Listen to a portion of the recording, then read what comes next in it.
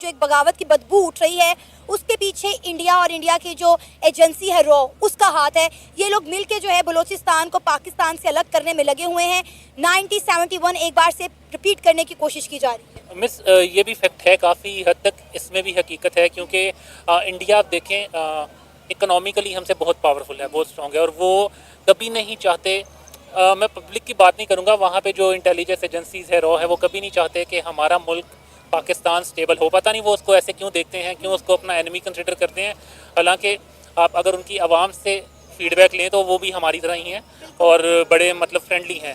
तो ये आपको पता है जब से वो पुलवामा हुआ था उसके बाद उन्होंने सारा ब्लेम पाकिस्तान पे डाल के, और कह लें कि ये एंटी स्टेट एक्टिविटीज़ में इन्वॉल्व तो है इंडिया शुरू से ही। तो मेरे ख्याल से गवर्नमेंट को इसके ऊपर काम करना चाहिए और अपने रिलेशन बेहतर करके एक अच्छे नेबर की तरह आगे इनके साथ चलना चाहिए। हमारी गवर्नमेंट भी देखे ना, बलूचिस्तान जाते हैं तो एक दिन के दौरे के ऊपर जाते हैं। हमारे वजीर आजम जाते हैं, सुबह जाते हैं तो अगले दिन जो है वो वापस आ जाते हैं, एक सूट में जाते हैं और उसी सूट में वापस आ जाते हैं। आप देखें ना कि हमारा भी बलूचिस्तान को लेकर जो है वो दौरा कितना मुख्तसर होता है। शायद हम भी बलूचिस्तान को उस तरह से सीरियस नहीं ले रहे। बलूचिस्तान जहाँ तक मुझे पता है लैंड ऑफ ब्यूटी है, लैंड ऑफ मिनरल्स है, और जैसे आपने भी बताया कि सोने की चिड़िया है पाकिस्तान के लिए। तो गवर्नमेंट को चाहिए कि उसके ऊपर फोकस करे। आपने देखा होगा गवादर एयरपोर्ट बना है और चाइना ने बनाया है। मैं गया तो नहीं वहाँ पे, लेकिन हम उसको पिक्चर्स या वीडियोस में देख रहे होते हैं, और बहुत खूबसूरत उस जैसा एयरपोर्ट पाकिस्तान में कहीं भी नहीं है। ऐसा ही है। तो ये एक एग्जांपल है। उसके अलावा आप लैंडस्केप्स देख लें, वहाँ पे हम क्रिकेट देखते हैं, एक स्टेडियम बड़ा खूबसूरत है, कहते हैं कि उस जैसा स्टेडियम कोई भी नहीं है। तो अगर हमारे हुक्मरान ऐसा कर रहे हैं कि वहाँ पे फोकस नहीं है और वन डे का टूर कर रहे हैं, तो इस पे मेरे ख्याल से हमारी हुकूमत को सोचना चाहिए। तो बीएलए ने तो साफ साफ पाकिस्तान को और चाइना को वार्न कर दिया। उन्होंने कहा कि भाई बलूचिस्तान में पाकिस्तान और चाइना का कोई काम नहीं बनता, एज सून एज पॉसिबल दोनों कंट्री यहाँ से विड्रॉ कर दो। यहाँ पे जो सीपैक बनाया जा रहा है वो हमारे कंसर्न के बगैर बनाया जा रहा है, हम इसको पूरी तरह फ्लॉप कर देंगे।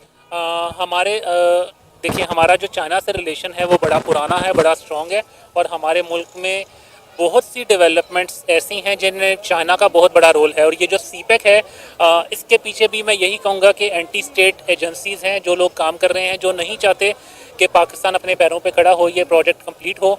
तो मुझे नहीं पता ये जो आप पॉलिटिकल पार्टी का नाम ले रही हैं, या पॉलिटिकल पार्टी है या क्या है, दहशतगर्द तंजीम है बीएलए जो है, तो डेफिनेटली इनको फंडिंग हो रही होगी एंटी स्टेट एजेंसीज की तरफ से, जो ये इस तरह की बातें करते हैं। क्योंकि सर ये देखें जाफर एक्सप्रेस ट्रेन का जो हादसा पेश आया उसमें भी कहा गया है कि उसकी कड़ियां जो है वो इंडिया से जोड़ी, इंडिया और अफगानिस्तान ने मिलकर बीएलए को फंडिंग की है, उनको ट्रेनिंग दी है।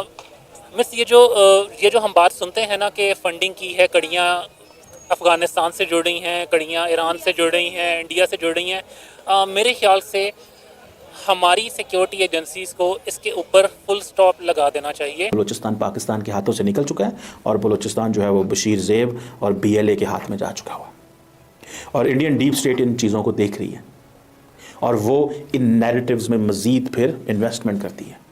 मेंगल साहब के नैरेटिव को प्रमोट करते हैं, बिकॉज मेंगल साहब का जो नैरेटिव है, देखें इंडियन डीप स्टेट का जो ताल्लुक़ है, ना वो पाकिस्तान की हुकूमत से कोई उनको हमदर्दी होगी, ना महारंग बलोच से हमदर्दी होगी, ना उनको किसी और से हमदर्दी होगी। उनको हमदर्दी है अपना इंटरेस्ट, और उनका इंटरेस्ट क्या है कि किसी तरह मज़ीद दरारें पड़ें, जो मुल्क के अंदर जो मामलात हैं वो ख़राब हों, यहाँ पे एक पॉलिटिकल अनसर्टेनिटी हो, इंसर्जेंसी हो, चाइनीज़ ऑफ बलूचिस्तान के अंदर इन्वेस्टमेंट ना कर सकें।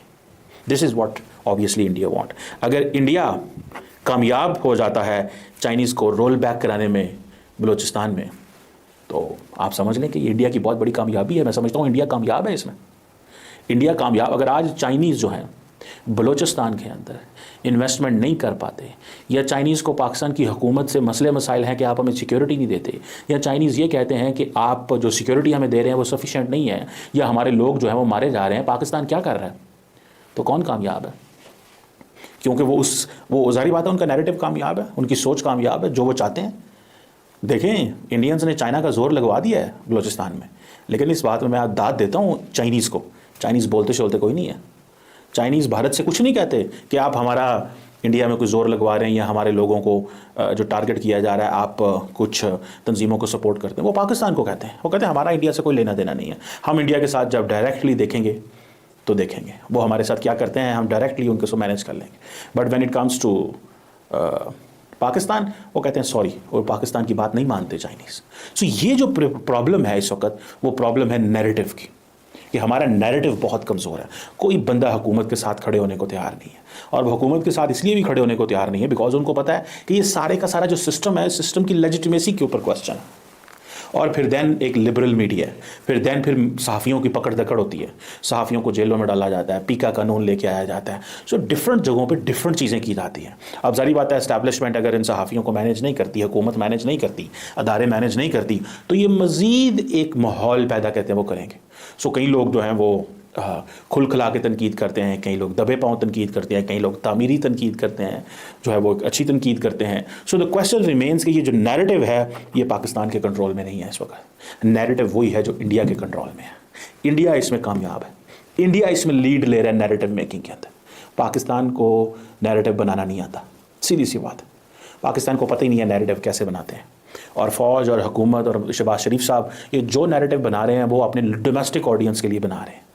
मेरा ख्याल है डोमेस्टिक ऑडियंस के लिए नैरेटिव जो बना रहे हैं वो कोई बिक नहीं रहा, लोग इस पर कोई ट्रस्ट नहीं करते। और जो ये हुकूमत है और ये जो इंतजामिया है और ये जो सारी मशीनरी है, ये टीएलपी के हवाले करें, दूसरे दिन में एक्शन होता है कि नहीं होता? अब मैं इसका जवाब दूं। खुद ही बैठ जाना आपने। नहीं, आपने बलोचिस्तान के मामले में कह दिया कि हुकूमत नवाज शरीफ की है, शहबाज शरीफ की है, जिसकी भी है, तो फिर आप ये जो कभी महंगाई के मामले में बाहर निकलते हैं, तब भी हुकूमत का काम है, आप क्यों बाहर निकलते हैं? वैसे इनकी जो जमात, एक मिनट, इनकी जो जमात है ना, इनकी जमात का लफ्ज किया टीएलपी, ठीक है, ये जहाद को आगे समझते हैं, हर बात को जहाद समझते हैं। ठीक है, तो इनसे ये पूछा जाए जितना कुछ हो रहा है, मुसलमानों में जुल्म हो रहा है, इसके खिलाफ ये आवाज क्यों नहीं उठा रहा है? मिसिंग पर्सन के बारे में ना हमारी जमात ने तारीख लब्बैक या रसूल अल्लाह, मैं आपको ऑफिशियली उनका बता देता हूँ, ऑफिशियली पेज है, ठीक है, ये ट्विटर पर अकाउंट है, चले जाए, वहाँ पर लिखा हुआ सारा कुछ उन्होंने मिसिंग पर्सन के बारे में। बल्कि जब लिख देना, यानी एक साइड पंजाब में कुछ हो तो प्रोटेस्ट, वहाँ कुछ हो तो लिख देना। बता रहा हूँ, अच्छा, मारंग बलोच इस्लामाबाद आई थी, बिल्कुल, मैंने भी कवर किया, मैं भी बलोचिस्तान, मैं आपको इधर था, इस्लामाबाद था। ठीक है, मैं अगर आपको दिखा दूं कि साद हुसैन रिजवी साहब उस धरने में भी गए थे। अच्छा, साद हुसैन रिजवी साहब उनके साथ खड़े हुए थे, धरने में गए हुए थे। इसका मतलब ये है कि आपकी जमात जो है वो महरंग वो बलोच के साथ जो खड़ी उनके है। हकीकी जो लोग उधर आए हुए थे ना, महरंग के साथ नहीं हम, ठीक है, जो उनके लोग वहाँ धरने पर सुने, जो हाँ। लोग वहाँ पर आए थे ना, हकीकतन जो मुसलमान बेचारे बलूचिस्तान में जबरदस्ती उठाए जाते हैं, ठीक है, या जो कुछ भी होता कौन है उठाता उनके है? साथ खड़े ये हैं, भी हिंदुस्तान उठाता है, जो भी उठाता है। फिर भी आपके अंदाजे के मुताबिक वहाँ के जो लोग, मकामी पुलिस उठाती है, यहाँ को डाकू उठाते हैं, कोई सवाल उठाता है। ये कहते हैं भाई के वजीर अब आजम, एक मुझे एक छोटी बात बताते हैं, आप उन्हें भी तो सवाल वजीर आजम शहबाज शरीफ, क्या वजीर आला ने वहाँ पर एक्शन नहीं लिया? उनकी गवर्नमेंट ने एक्शन नहीं लिया। आप मेरी बात सुने ना, जितनी भी जमात है सब ने इस बारे में, आपने क्यों नहीं किया?